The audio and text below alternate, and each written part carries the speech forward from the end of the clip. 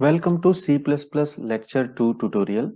आज के वीडियो में हम बात करेंगे इफ एल्स के बारे में, लूप के बारे में। जैसे पिछले लेक्चर में मैंने आपको स्टार्ट से बताया था, बिल्कुल सी प्लस प्लस हम स्टार्ट कैसे करते हैं, उसकी कोडिंग किस तरीके से लिखते हैं, मेन फंक्शन कैसे बनाया जाता है, हेडर फाइल कैसे ऐड करते हैं, प्रिंट कैसे करते हैं, वेरिएबल डिक्लेयर कैसे करते हैं, अगर हमें मैसेज अपेंड करना हो आउटपुट के साथ तो वो कैसे करते हैं, नई लाइन में कैसे क्रिएट करते हैं, और एक दो सिंपल बेसिक प्रोग्राम मैंने आपको बना के दिखाए थे। आज उससे आगे स्टार्ट करते हैं। लेक्चर 2 में मैं आपको बताऊंगा कि हम कंट्रोल स्टेटमेंट का मेनली यूज किस तरीके से करते हैं। इनपुट लेना भी मैं आपको पिछले प्रोग्राम में ही, पिछले लेक्चर में ही बता चुका था। तो अब चलिए आगे चलते हैं, जिसमें लूप ये सारी चीजें बताऊंगा। यानी कंट्रोल स्टेटमेंट का अगर हमें यूज करना हो तो सी प्लस प्लस में हम वो किस तरीके से करेंगे, वो मैं आपको आज के वीडियो में पूरा एक्सप्लेन करता हूँ। तो चलिए, अगर आप नए हैं चैनल पर तो चैनल को कर दीजिए सब्सक्राइब, और अगर इससे पिछला वीडियो आपने नहीं देखा तो आप लिंक में जाके, प्लेलिस्ट में जाके वो देख लीजिए। बाकी सारे टॉपिक के भी वीडियोस अपलोडेड हैं। ये वीडियोस आप बाकी लोगों के साथ शेयर भी कर सकते हैं। और अगर आप चैनल पर नए हैं तो मुझे सपोर्ट करने के लिए चैनल को कर दीजिए सब्सक्राइब और दबा दीजिए बेल आइकन, जिससे मेरे आने वाले सारे वीडियोस की नोटिफिकेशन आपको मिलती रहे। तो चलिए इस वीडियो को स्टार्ट करते हैं। सबसे पहले मैं आपको इफ एल्स का कॉन्सेप्ट बता देता हूँ। If else basically control statement है जो आपके प्रोग्राम का फ्लो डिसाइड करते हैं कि आपका प्रोग्राम किस तरीके से चलेगा। यानी कंडीशन बेस्ड आप डिसाइड कर सकते हैं। डिफरेंस जो हमारा लूप में और इफ एल्स में होता है वो ये होता है कि इफ एल्स में आपका जो बॉडी पार्ट है इफ का या एल्स का, वो एक ही बार एग्जीक्यूट होता है, जबकि लूप में वो एग्जीक्यूट होता रहता है जब तक आपकी कंडीशन ट्रू रहती है। तो बाकी डिटेल में जहां पर मैंने लॉजिक समझाया हुआ है, बोर्ड पे एक्सप्लेन किया हुआ है, वो भी एक प्लेलिस्ट है, आप वहां से देख सकते हैं अगर आपको इफ एल्स को और डिटेल में समझना है। यहाँ पर जो मेरा फोकस है वो है सी प्लस प्लस के अंदर उस लॉजिक को हम किस तरीके से इम्प्लीमेंट करेंगे। तो देखिए, पहला जो मैं प्रोग्राम लेके चलूंगा जिसमें अभी आपको बताऊंगा कि इफ एल्स का यूज कैसे होता है, उसमें मैं आपको समझाऊंगा। एक प्रोग्राम हम ले लेते हैं जिसमें मैं यूजर से एक इनपुट लेता हूं कि वो एक नंबर, और बाद में हम चेक करेंगे कि वो नंबर हमारा इवन है या फिर ओड है, जिसके अंदर आप इफ एल्स कंडीशन लगा सकते हो। बाकी अगर आपको डिटेल में समझना है मल्टीपल इफ कैसे लगाते हैं, नेस्टेड इफ कैसे लगाते हैं, तो वो मैंने वीडियोस अलग से अपलोड कर रखे हैं, आप वहां पर उनको समझ सकते हो। आप कमेंट करके भी मेरे से पूछ सकते हो अगर आपको कहीं पर कोई इशू है। आपको डिस्क्रिप्शन में मैं वो लिंक भी दे दूंगा, प्लेलिस्ट का लिंक भी दे दूंगा, और आप मेरे से व्हाट्सएप पे भी पूछ सकते हो, मैंने अपना नंबर भी छोड़ा हुआ है। आप वहां से भी मेरे से कोई भी क्वेश्चन क्वेरी उससे रिलेटेड पूछ सकते हो। तो चलिए स्टार्ट करते हैं। सबसे पहले तो हम हेडर फाइल ऐड करेंगे। मैंने लिखा इंक्लूड आयो स्ट्रीम, राइट।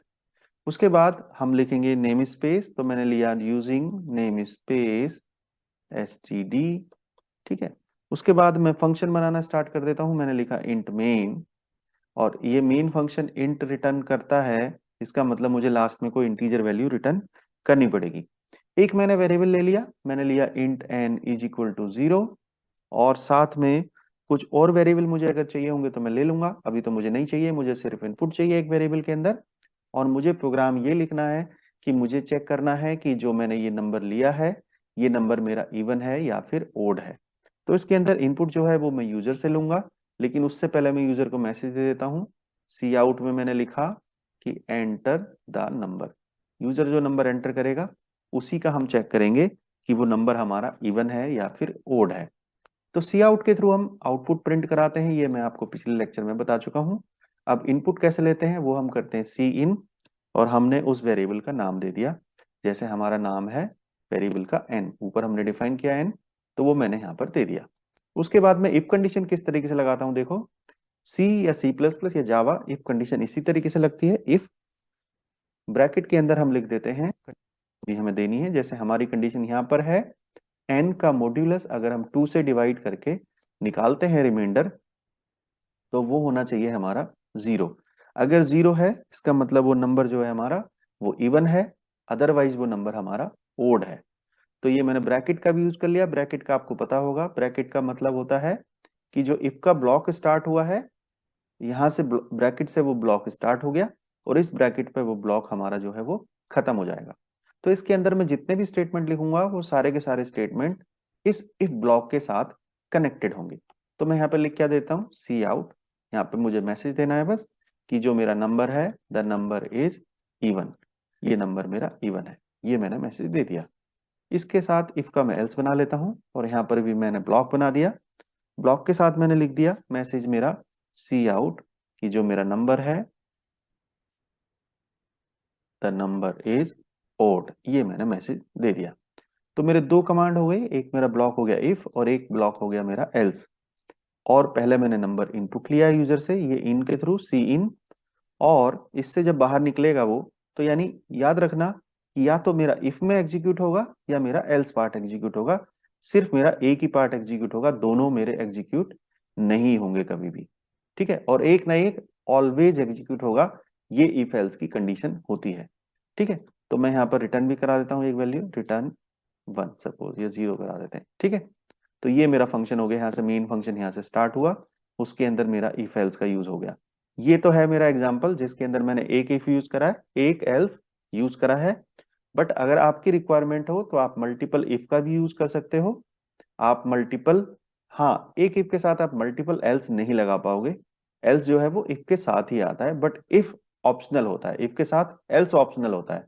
अगर आप चाहो तो अकेले इफ का यूज भी कर सकते हो। उस केस में एल्स कंडीशन में क्या होना है, वो साइलेंट होता है। तो बेटर प्रैक्टिस यही होती है प्रोग्रामिंग की कि आप इफ का यूज करो तो उसके साथ में एल्स का भी यूज करो। तो चलिए इस एग्जाम्पल को चला लेते हैं और उसके बाद हम अगले टॉपिक की तरफ चलेंगे। तो मैंने इसको किया एग्जीक्यूट, कंपाइल एंड रन। ये मेरे से इनपुट पूछ रहा है जो मैंने एंटर किया 12, और इसने मुझे आंसर दे दिया द नंबर इज इवन। दोबारा से चला लेते हैं, मैं इसको फिर से इस बार ओड नंबर दे देता हूँ, देखते हैं ओड में क्या करता है। मैंने लिया नंबर सपोज 21, और अब इसने मुझे मैसेज दे दिया द नंबर इज ओड। तो यानी ये प्रोग्राम मेरा एग्जीक्यूट हो गया, जो मेरी एक्सपेक्टेड आउटपुट थी, इफ एल्स को एग्जीक्यूट करना था, वो हमारा एग्जीक्यूट हो गया। इसमें हमने एक इनपुट पैरामीटर लिया, एन पैरामीटर, उसको चेक किया। इसी तरीके से जैसे मैंने आपने कंडीशन यहाँ पे लगाई है, वो कंडीशन आप कोई भी लगा सकते हो। आप मल्टीपल कंडीशन जोड़ भी सकते हो, एंड ऑपरेटर के थ्रू, और ऑपरेटर के थ्रू। ये डिपेंड करता है कि आपकी कंडीशन क्या है। जैसे आपको पता होगा कि अगर आप एंड ऑपरेटर का यूज करते हैं तो अगर आपकी सारी कंडीशन ट्रू होंगी तभी ये कंडीशन ट्रू मानी जाएगी, और में कोई भी एक कंडीशन ट्रू हो जाएगी तो फिर ये ट्रू मानी जाएगी। ये हमारे ऑपरेटर्स की प्रॉपर्टी होती है। ठीक है, तो ये था मेरा एग्जांपल जिसमें मैंने आपको बताया कि हम किस तरीके से इफ एल्स का यूज करके एक प्रोग्राम बना सकते हैं। आप और भी एग्जांपल ट्राई करिए, अगर आपको और कुछ मेरे से पूछना है, कोई क्वेश्चन है तो आप मेरे से पूछ सकते हैं। अब हम एक नेक्स्ट एग्जांपल ले लेते हैं, तो मैं इसी के अंदर इसको मैं हटा देता हूँ इस कोड को, और दूसरा एग्जांपल हम ले लेते हैं जिसमें हम बात करेंगे, मैं फैक्टोरियल का प्रोग्राम बनवा सकता हूँ, मैं टेबल प्रिंट करने का प्रोग्राम बना सकता हूँ, मैं पैटर्न को ही प्रिंट करने का प्रोग्राम बना सकता हूँ। ये डिपेंड करता है टोटली आपकी चॉइस के ऊपर। तो मैं लूप के अंदर लूप का एक एग्जांपल आपको देना चाहता हूँ जिससे आपको थोड़ा सा और फंडा क्लियर हो जाए लूप का। तो इसमें मैं आपको एक पैटर्न का एग्जाम्पल प्रिंट करना करके दिखा देता हूँ। तो किस तरीके से हम प्रिंट करेंगे उस एग्जाम्पल को समझने के लिए मैं आपको यहाँ पर एक पैटर्न ड्रॉ कर देता हूँ कि किस तरीके का आते हैं, देखो ड्रॉ करना। तो मैं ये चाहता हूं कि यहाँ पर पहली लाइन में 1 आए, दूसरी लाइन में 1 और 2 आए सपोज, तीसरी लाइन में 1 2 और 3 आए। ठीक है, चौथी लाइन में हमारा 1 2 3 4, इस तरीके का पैटर्न मैं सपोज ड्रॉ करना चाहता हूँ यूजिंग C++। तो ये ऑलरेडी और भी कई सारे टॉपिक में मैं एक्सप्लेन कर चुका हूँ, बट यहाँ पे मैं इसी एग्जाम्पल को ले रहा हूँ। अगर आपका कोई पैटर्न रिक्वायर्ड है तो आप मेरे से पूछ सकते हैं, मैं ट्राई करूंगा कि मैं उसका भी सोल्यूशन दूं। तो चलिए इसको स्टार्ट करते हैं। सबसे पहले वही हम स्टार्ट करेंगे, अपना नेम स्पेस ऐड करेंगे, आईओस्ट्रीम, आईओस्ट्रीम। उसके बाद हम लिखेंगे यूजिंग नेम स्पेस एसटीडी। ठीक है, उसके बाद हम फंक्शन बनाएंगे इंट मेन, और फंक्शन के लास्ट में हम रिटर्न कर देंगे वैल्यू रिटर्न 0। ठीक है, और हमें जो वेरिएबल डिक्लेयर करने हैं वो हम ऊपर डिक्लेयर कर देंगे। जैसे मुझे लेना है int n is equal to 0, ये मैंने ले लिया, एन इज इक्वल टू 0।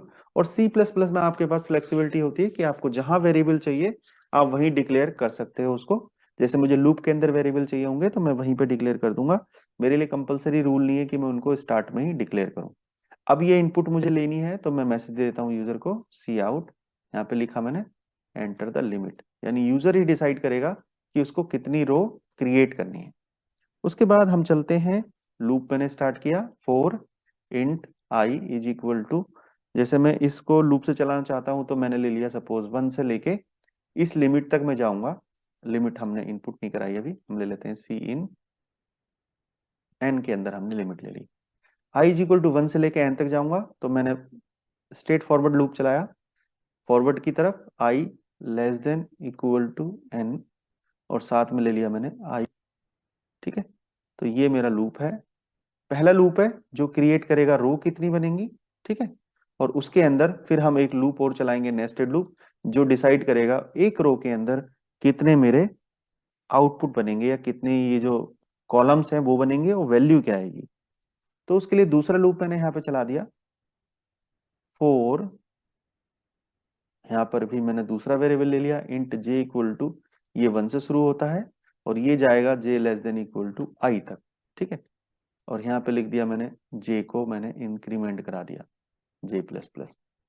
इसके अंदर मैंने लिखा मुझे प्रिंट क्या करना है, दो काम करने हैं मुझे, देखिए एक तो मुझे कितनी बार चलना है वो ये लूप डिसाइड करेगा, और उसके अंदर प्रिंट क्या करना है तो वो मेरा यही वेरिएबल मुझे आउटपुट दे देगा। मैंने लिखा सी आउट और यहाँ पे मैंने प्रिंट कराया जे को। ठीक है, तो जे मैंने प्रिंट करा दिया, और साथ में अगर मैं चाहता हूँ कि कुछ स्पेस वगैरह दूं तो भी मैं अपेंड यहाँ पर कर सकता हूँ, वो आप लोग खुद से कर सकते हो। उसके बाद जब हम इस लाइन को ब्रेक करेंगे, यानी जब मेरा ये वाला लूप ब्रेक होगा, तो ये वाली जो लाइन, ये वाला जो लूप है आउटर लूप, ये क्या करेगा एक्चुअली, ये लाइन ब्रेक करेगा मल्टीपल। तो यहाँ पर हम सिर्फ लाइन लिख देते हैं सी आउट। लाइन ब्रेक करने के लिए हमारे पास कमांड होती है एंड एल। ठीक है, इससे हमारी लाइन ब्रेक हो जाएगी। तो ये आउटर वाला लूप ब्रेक करेगा लाइन को, यानी मल्टीपल लाइन क्रिएट करेगा, और एक ही रो के अंदर कितने ये बनाने हैं, नंबर्स बनाने हैं, वो ये इनर वाला लूप डिसाइड करेगा। तो इसको बोलते हैं हम नेस्टेड लूप, यानी लूप के अंदर लूप, यानी जो आउटर वाला लूप जितने टाइम एग्जीक्यूट होगा, इनर लूप उसके मल्टीपल टाइम एग्जीक्यूट होगा। ठीक है, तो हम इसको एग्जीक्यूट करवा लेते हैं और देखते हैं कि जो मेरी एक्सपेक्टेड आउटपुट है वो ही आई है कि नहीं। 1 2 3, हालांकि इनके बीच में स्पेस नहीं आएगा क्योंकि हमने यहाँ पर नहीं दिया हुआ है। अगर आप चाहते हैं तो यहाँ पर दे सकते हैं, किस तरीके से, आप यहाँ पर फिर दोबारा ऑपरेटर लगाइए और साथ में आपको क्या अपेंड करना है स्पेस के साथ आप वो दे दीजिए। तो ये तरीका होता है स्पेस देने का। तो चलिए इसको चला लेते हैं, अगर ये रन पूरा ठीक है सब कुछ तो ये एग्जीक्यूट करेगा और जो हमारी एक्सपेक्टेड आउटपुट है वो ये आ जाएगी। तो इसको मैं करता हूँ कंपाइल एंड रन। यहाँ पर आ गया मेरा यूजिंग, सबसे पहले हम इंक्लूड लगाएंगे, सॉरी यहाँ पर हमें लगाना था हैश इंक्लूड, हैश इंक्लूड। अब हम इसको रन करा लेते हैं, देखिए मैं करता हूँ कंपाइल एंड रन। तो ये मेरे से पूछेगा एंटर द लिमिट, मैंने डाला 5 और इसने वो पैटर्न मेरे को प्रिंट करके दिखा दिया जो मेरा मुझे आउटपुट चाहिए था। तो ये था तरीका लूप लगाने का, जिसके अंदर मैंने आपको नेस्टेड लूप भी बताया। ठीक है, तो नेस्टेड लूप किस तरीके से लगाते हैं वो आपको समझ आ गया होगा, और इफ एल्स लूप ये मैंने इस टॉपिक के अंदर बता दिया। तो ये था हमारा लेक्चर नंबर 2, जिसमें मैंने आपको बेसिक जो कंट्रोल स्टेटमेंट है वो बताए। बाकी डिटेल में अगर आपको देखना है तो आप मेरे से, मैं आपको डिस्क्रिप्शन में वो वीडियोस दे दूंगा जहां पर मैंने पूरा डिटेल में कंट्रोल स्टेटमेंट बताए हुए हैं। यहाँ पर हमारा मेन मकसद था कि हम सी प्लस प्लस में कंट्रोल स्टेटमेंट किस तरीके से यूज करते हैं वो मैं आपको समझाऊं। नेक्स्ट वीडियो में आपसे मिलूंगा जिसमें मैं आपको object oriented C plus plus के बारे में बताऊंगा। तो आई होप वो चैप्टर आपका बहुत इंपॉर्टेंट है, उसको आप देखिए, और फिर आगे मैं आपको और एडवांस टॉपिक बताऊंगा। सिर्फ 5 वीडियो के अंदर मैं सी प्लस प्लस की ये बेसिक सीरीज अपलोड कर रहा हूँ, आई होप आपको जरूर हेल्पफुल रहेगी आपके लिए। तो फिर नेक्स्ट वीडियो में मिलूंगा आपसे, तब तक आप अपना ध्यान रखिए, और अगर आप चैनल पर नए हैं तो चैनल को सब्सक्राइब कर दीजिए और बाकी लोगों के साथ इस वीडियो को शेयर कर दीजिए। फिर मिलूंगा नेक्स्ट वीडियो में। Thank you.